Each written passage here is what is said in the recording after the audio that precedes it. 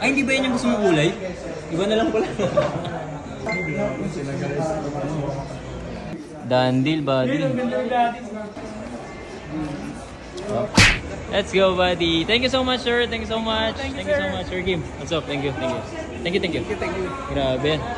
Congrats, buddy. Hindi man son, wala kasing stock doon sa Power Mac eh, no? So dito, same price. How much yan?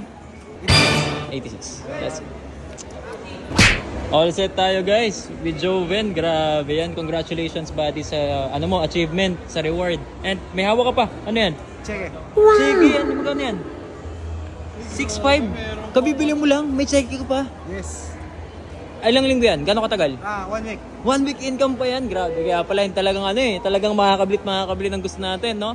Kaya naman sa mga may mga 13-month pay dyan, instead of buying an iPhone agad, magnegosyo muna tayo kasi si Joven, may negosyo na, may iPhone pa. Diba? So ganun na siya gumagana. Congratulations, buddy. Anong gusto mo sabihin sa kanila? Gusto ko lang masasabi is talagang mag-take lang kayo ng risk and huwag nyo nang patagalin pa dahil ito na. The proof. Kasama nyo na yung isa sa pinagkakatiwalaan ko at kung paano ko ito nakuha. Kaya, message nyo lang to si Dreco Manyo and siya mismo mag-guide sa inyo. So see you guys. Bye-bye.